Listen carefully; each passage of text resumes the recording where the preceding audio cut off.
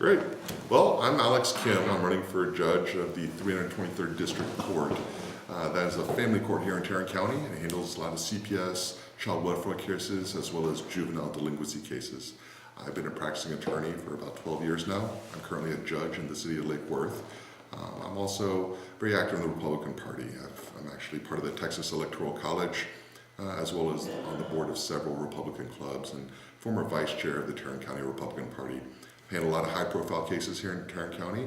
I've had a lot of cases that have gone up and really difficult cases, and I'm proud of the work that I've done as an attorney.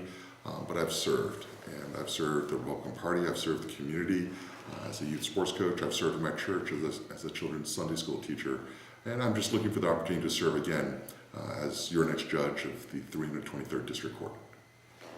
Well, that kind of rolls into our first question, Alex. The first question we have is, why are you running for this office? All right. So I've always had a passion for children. I really do.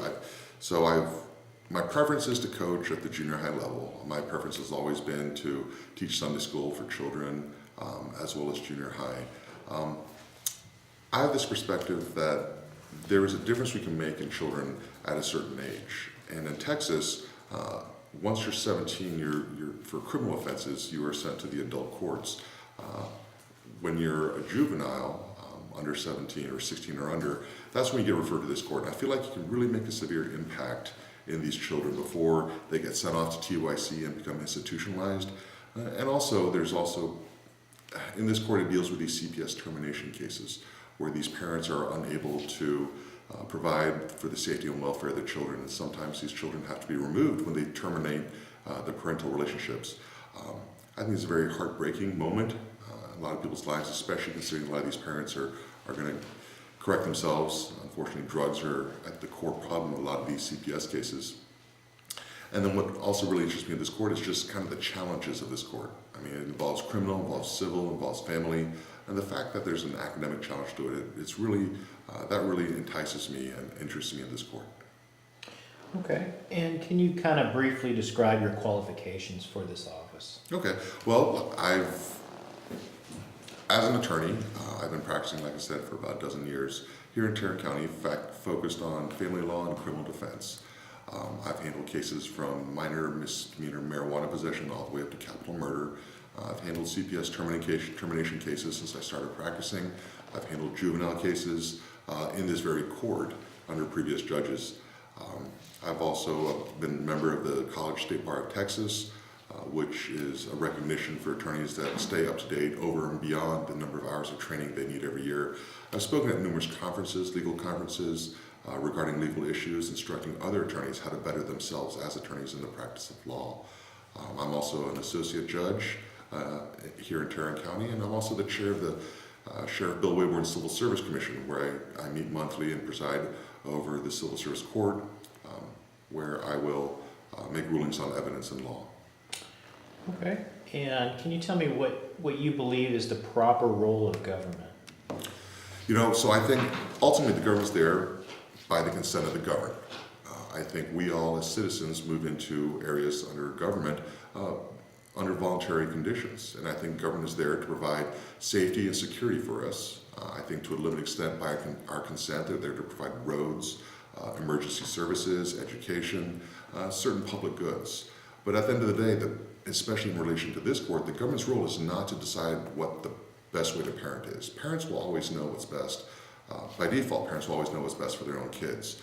And it's always a dangerous, slippery slope when we allow the government to make decisions on what's best for our children. Okay, and when and for what reason should state or local government be allowed to seize private property under eminent domain? All right, so this is a tough one. So at a certain point, we need government to provide social services. They need to provide security. They need to provide roads. There's a certain point where we can't just say, because every piece of land in Texas is owned by somebody, right? And at a certain point, we decide when we move into a corporate area that we do want these roads. And if we need this road because we want the services that the city provides, eminent domain is necessary. But if we're doing things like we're building stadiums or entertainment venues or a public workout gym facility, these are things where eminent domain shouldn't take over. The government doesn't get an advantage. This is something where private property owners should have an equal right to government. Okay, and is Texas in need of civil asset forfeiture reform? No, absolutely. So there's a case that I actually just came across where there's a guy who was driving a limousine at DFW Airport, and he would cut in line and just get fares on his own. Well, because he was a repeat offender, he was arrested for cutting in line on the cabbie stand, and then they seized his limousine and all his cash under the civil asset forfeiture law. For cutting in line at a cabbie stand, he lost his livelihood. This is an immigrant from Nigeria. You know, I understand civil asset forfeiture in the sense that we're taking the proceeds of drug transactions, white-collar crimes, embezzlement, things like that. But when you blanket statements saying we can take property from another person, and then the problem with civil asset forfeiture is we're taking property before for criminal conviction. If once they're convicted and it shows the proceeds of their crimes have resulted in their financial gain, that I don't think anybody has a problem with. The real problem that we have is when we take property before they're even convicted. Okay, and what are the top 3 issues for your campaign? Wow, top 3 issues for there really isn't. I'm open book. I don't look at anything as being a single 1, 2, 3 type of issue. I've been a consistent conservative Republican for years. My track record speaks for itself. I regularly moderate different Republican clubs when they have meetings. I'm regularly asked to speak and present to Republican clubs about the Constitution and about the law. My track record politically as a conservative, and not just as a Republican, but as a true conservative, speaks for itself. My track record as an attorney, where I'm a legal analyst for Channel 4 and Channel 8 regularly, and a lot of people may recognize me from the news. I'm on TV because the station producers understand that I can explain the law. I understand the law, and I can explain the law in a way everybody can understand. And this is something I can present to the people going through the court in a manner of fairness. And finally, I do have this record of experience sitting on a bench and making rulings. I think it's important for every person entering a court to feel like they got their fair day in court. They got a fair shake when they stepped in the courtroom. And I have no problem keeping up that. No one expects any different when I come in there, that I should be able to present and be consistent on that. And finally, I'm unapologetically conservative and unapologetically Christian. My faith guides me, and my faith is important to me. And these principles are things that I think that every elected official should be conscious of, is what actually guides their moral compass. And for me, it's my relationship with Christ and God.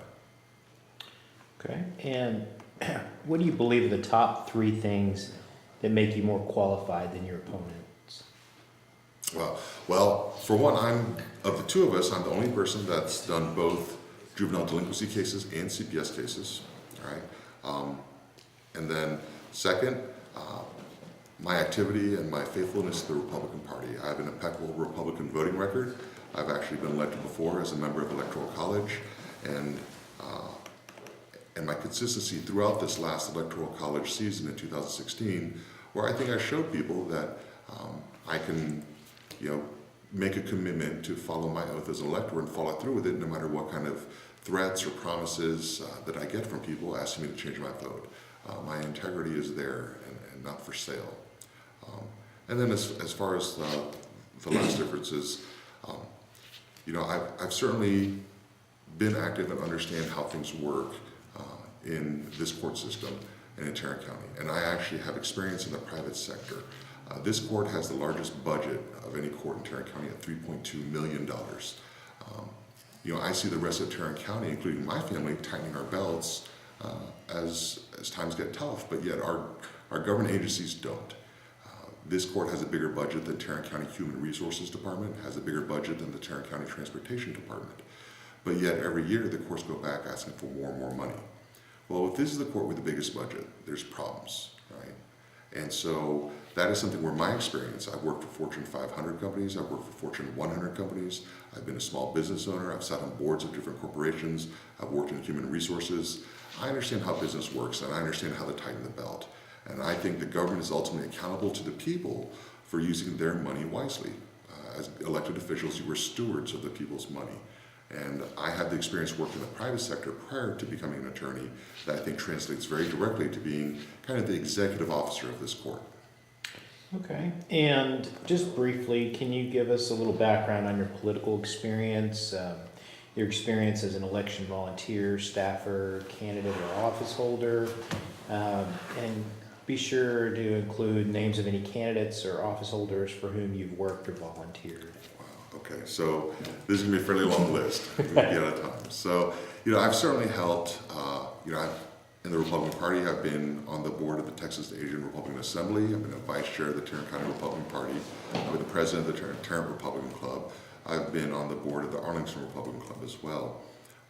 I have also, like I said, I'm a member of the Texas Electoral College. I've been a Senate District Delegate twice, Senate District Convention Delegate twice. I've been a State Convention Delegate twice. I have also helped on the campaigns of Connie Burton and Jonathan Stickland, Stephanie Clegg, I'm trying to think, Tony Tinderholt, Bill Zedler. These are House reps. I've certainly helped with the campaigns of Kerry Walker and Ruben Gonzalez, and I've block walked for different representatives as well. I've traveled to Austin and testified at the request of several representatives. Every session I tend to go down at least once. I've testified on behalf of a bill that Rodney Anderson had filed, had authored, as well as this last session I testified on behalf of Representative Matt Krause on a bill he had filed this year as well. I've always been very accessible. I receive phone calls within the party for legal advice all the time, and I'm happy to help that. I'm here as a faithful Republican because I want to help the party. I do believe the party. I absolutely reject Hillary Clinton. I reject Democratic Party principles, and I've been unapologetic about it. I've lost friends over it, and I've lost relationships. I've lost business over it. But at the very core, I've been a conservative, and I've never apologized for that. Okay. And does anybody else have any other questions for Mr. Yeah, Kent? one question. You're going to be in the 323rd court. How do you feel about juvenile sentencing alternatives and adjudication, volunteer programs, faith-based alternatives, et cetera, et cetera? All right, so let's go into faith-based programs, right? And that's a good question. I personally have no problem with faith-based programs, right? I don't think, remember, the First Amendment does not prevent the government from ever relating itself to any kind of faith-based organization. It prevents the government from sponsoring any type of religion or religious activity. I think that faith-based organizations have tremendous great results. I've seen that when I used to work in helping people transition off of welfare back when I used to be a PhD and economics student at Tulane University. So I think it's important that as a judge that you're neutral on the faith-based issue, that if you do have any faith-based programs for people in the court, that you have provided non-faith-based alternative, right? And I think that prevents the stepping on the boundaries of the First Amendment. When you talk about alternative sentencing, this is the one court that I think gives you a lot of latitude in alternative sentencing.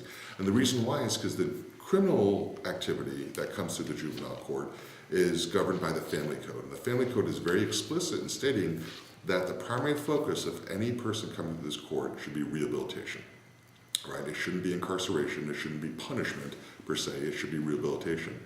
And I think alternative sentencing is much better at addressing rehabilitation compared to the adult courts, which tend to be more focused on punishment.